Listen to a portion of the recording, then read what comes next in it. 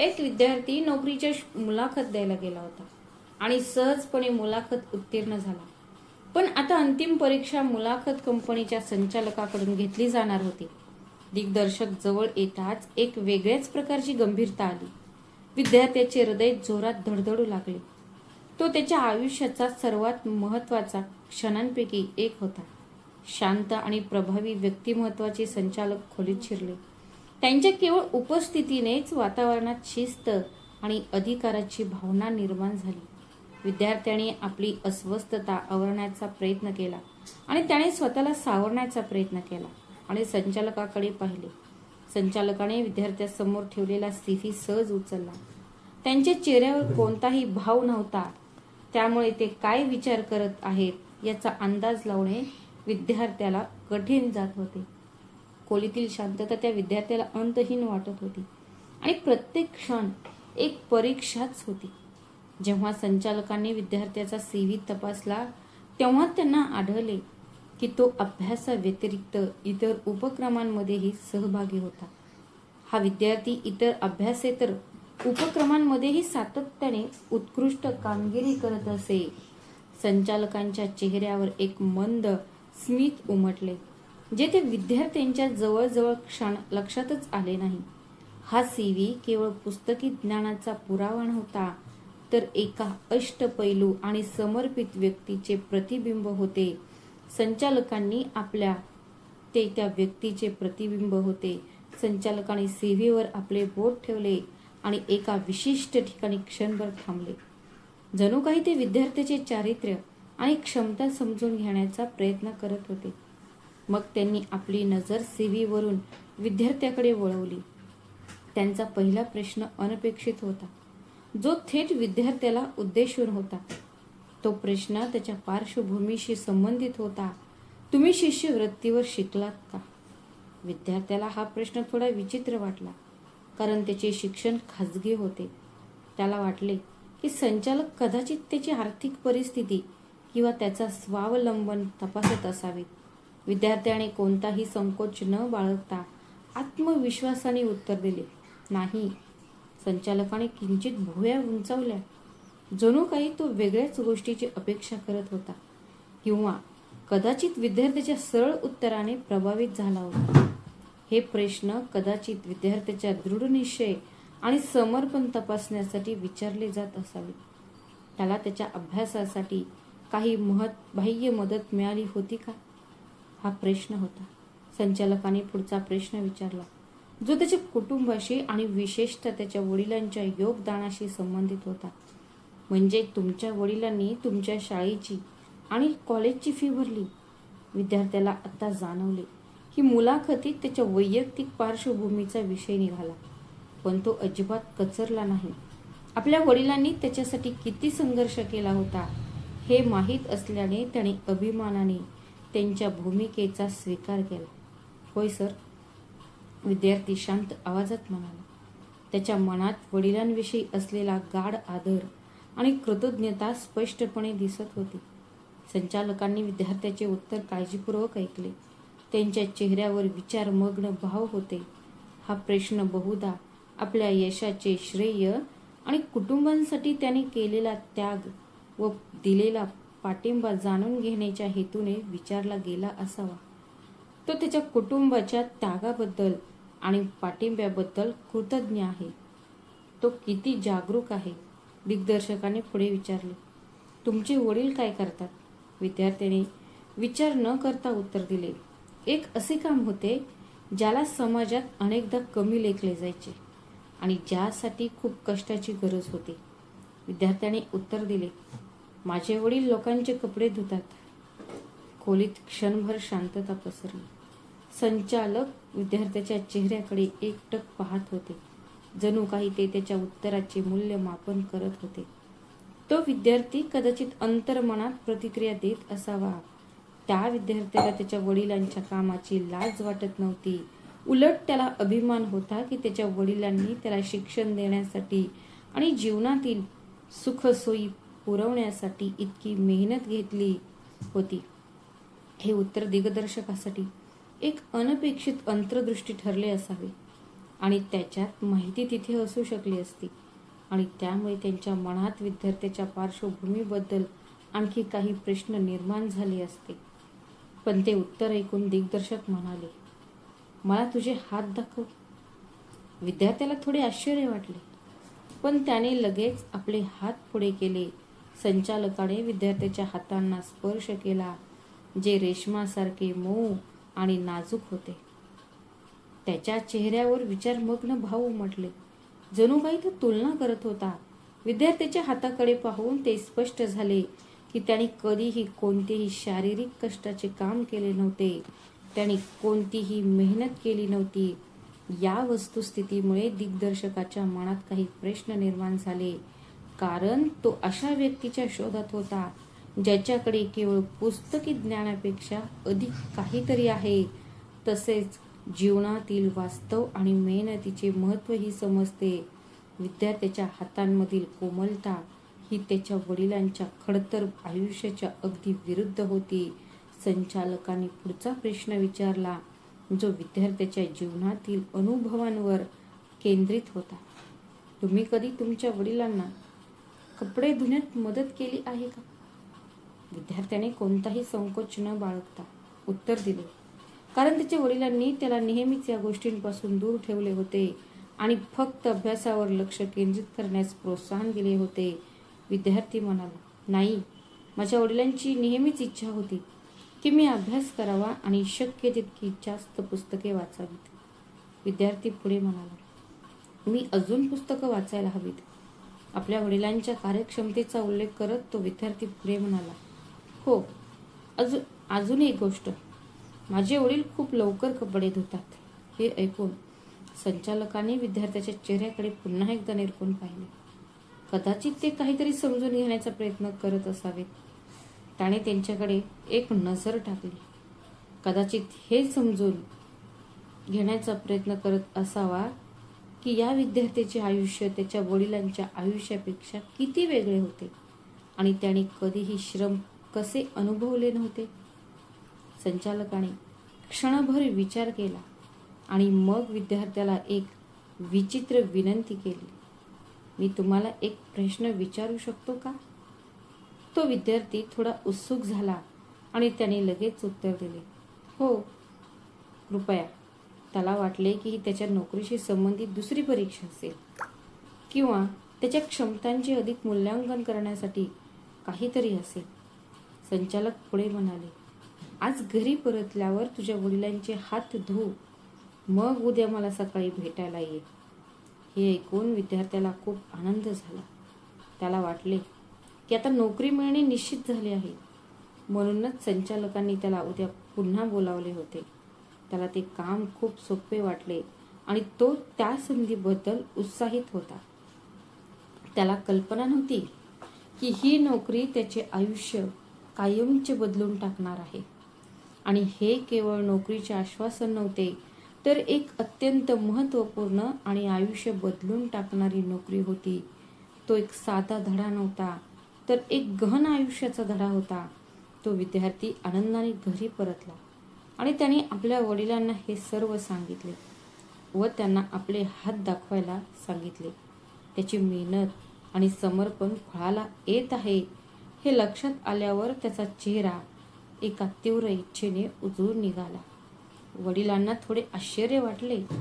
कदाचित आपल्या मुलाला अचानक हात धुण्याची गरज का वाटली हे त्यांना समजले नसावे, पण तरीही त्यांनी कोणताही संकोच न करता आपल्या लाडक्या मुलाची इच्छा पूर्ण केली.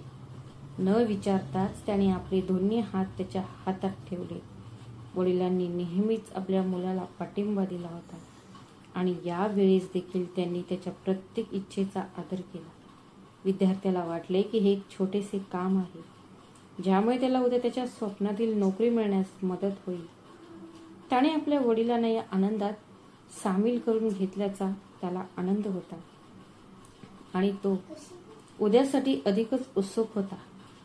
पण जेव्हा त्याने हळूहळू वडिलांचे हात धुवायला सुरुवात केली, सुरुवातीला हे एक सामान्य काम वाटले.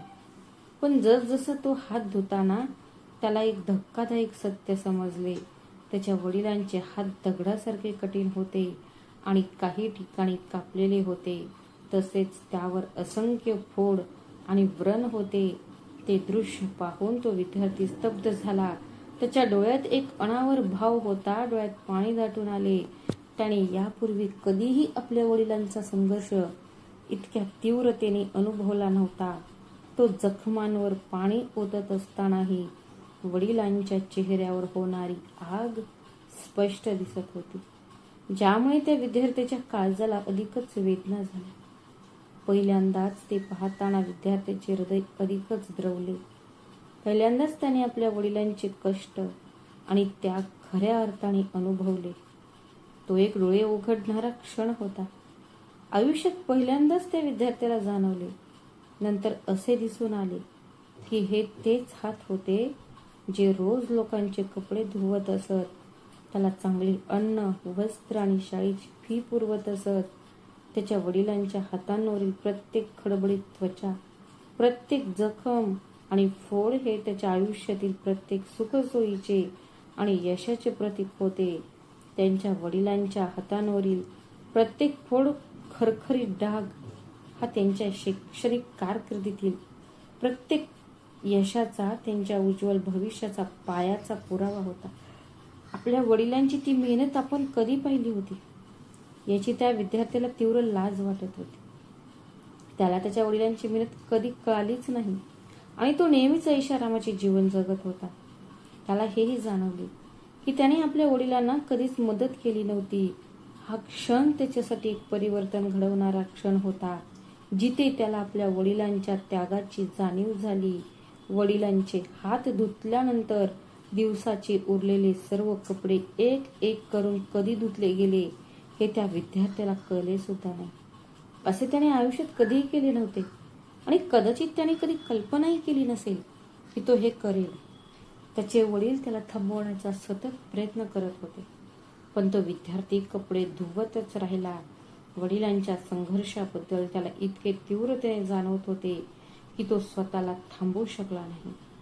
त्याला वडिलांचे दुःख आणि कष्ट जाणवत होते. त्याला त्या कष्टांची जाणीव झाली आणि त्याने त्यांच्या कष्टामध्ये वाटा उचलण्याचा प्रयत्न केला. हे केवळ कपडे धुणे नव्हते, तर आत्मसाक्षात्कार आणि प्रायश्चित्ताचे कृत्य होते. 10 दिवशी त्याने केवळ कपडेच धुतले नाहीत, तर आपल्या मनातील मळही स्वच्छ केला आणि त्याने आपल्या वडिलांबद्दल नितांत आदर आणि कृतज्ञता व्यक्त केली. त्या रात्री वडील आणि मुलगा बराच वेळ बोलले. या संभाषणाने त्या सर्व वर्षाची कसर भरून काढली, जेव्हा विद्यार्थ्याने आपल्या वडिलांच्या संघर्षाबद्दल कधीच विचारले नव्हते आणि वडिलांनीही आपले दुःख कधीच व्यक्त केले नव्हते.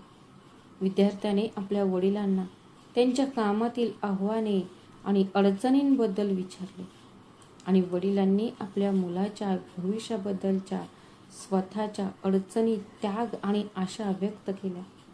त्यांना इतके रिकामे वाटण्याची ही पहिलीच वेळ होती. त्यांच्यात पहिल्यांदाच इतके मन मोकळे आणि प्रामाणिक संभाषण झाले, ज्यामुळे त्यांच्या नात्याला एक नवीन खोली मिळाली. विद्यार्थ्याला त्याच्या वडिलांचा त्याग आणि समर्पण समजले आणि वडिलांनी आपल्या मुलावरचे प्रेम व त्याच्यासाठीच्या शुभेच्छा व्यक्त केल्या. हे संभाषण केवळ शब्दांची देवाणघेवाण नव्हते. ती केवळ एक भेट नव्हती, तर भावनांचे एक असे अतूट मिलन होते, ज्याने त्यांच्यातील अंतर मिटवून एक घट्ट नाते निर्माण केले. दुसऱ्या दिवशी तो विद्यार्थी नोकरी मागण्यासाठी कंपनीच्या संचालकांच्या कार्यालयात परत गेला, पण ह्यावेळी तो पूर्णपणे बदलला होता. त्याचा चेहरा भावनांनी ओतप्रोत भरलेला होता. आता केवळ आत्मविश्वासच नव्हे, तर गांभीर्य, संवेदनशीलता आणि नम्रताही होती.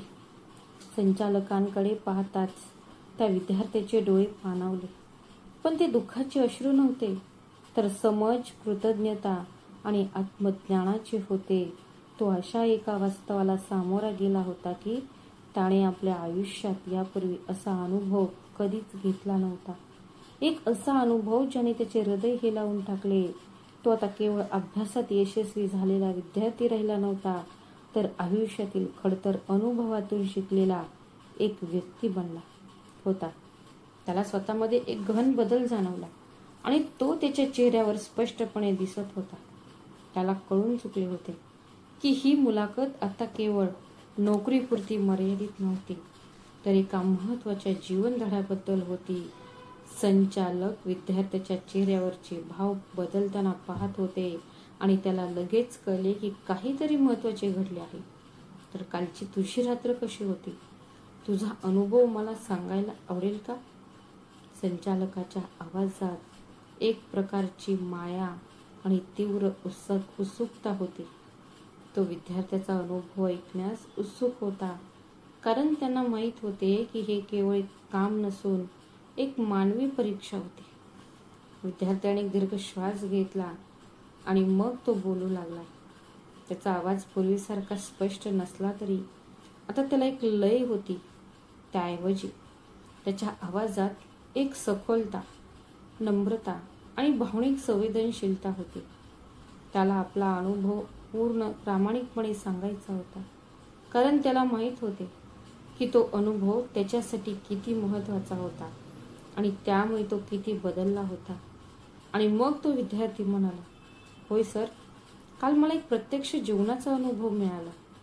त्याच्या आवाजात क्षणभर विराम होता, जणू काही तो प्रत्येक शब्द अनुभव सांगत होता आणि ते व्यक्त करण्यासाठी योग्य शब्द निवडत होता. त्याने आपला अनुभव 3 मुख्य मुद्द्यांमध्ये विभागला. पहिला क्रमांक 1, मी कौतुक म्हणजे काय हे शिकलो. माझे वडील नसते तर मी माझ्या अभ्यासात इथपर्यंत पोहोचू शकलो नसतो. त्या विद्यार्थ्याला जाणीव झाली की वडिलांच्या अथक परिश्रमाशिवाय आणि त्यागाशिवाय त्याचे यश अशक्य आहे.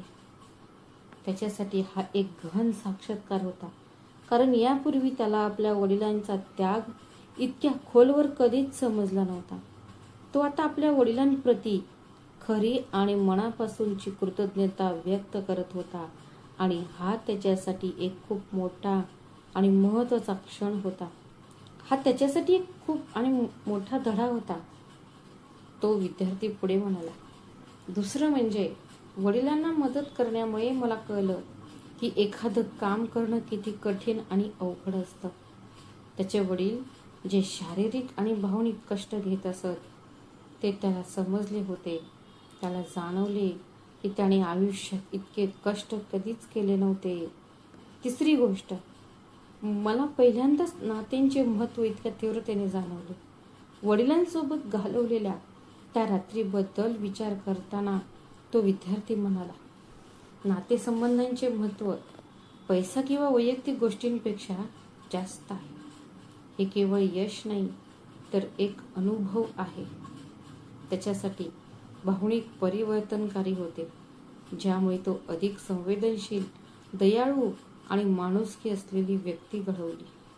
संचालकाने विद्यार्थ्याचे म्हणणे लक्षपूर्वक ऐकले आणि त्यांच्या चेहऱ्यावर अत्यंत समाधानाचे भाव स्पष्ट दिसू लागले. त्यांनी विद्यार्थ्यांशी सहमती दर्शवली आणि म्हणाले, एका व्यवस्थापकामध्ये मला नेमके हेच हवे होते आहे असे त्यांनी स्पष्ट केले. तो म्हणाला की तो केवळ शैक्षणिक पात्रता किंवा तांत्रिक कौशल्यांनाच नव्हे, तर मानवी गुण, सहानुभूती आणि नैतिक मूल्यांनाही महत्त्व देतो.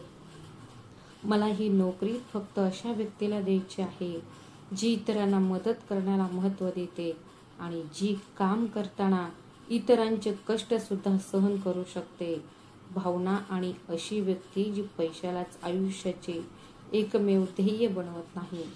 दिग्दर्शकाला विद्यार्थ्याचा मुद्दा पूर्णपणे समजला आणि त्याच्या बदललेल्या दृष्टिकोनाने ते खूप प्रभावित झाले. ही केवळ एक मुलाखत नव्हती, तर चारित्र्य आणि माणुसकीची एक परीक्षा होती. विद्यार्थी परीक्षेत उत्तमरित्या उत्तीर्ण झाला होता. मग संचालक हसले.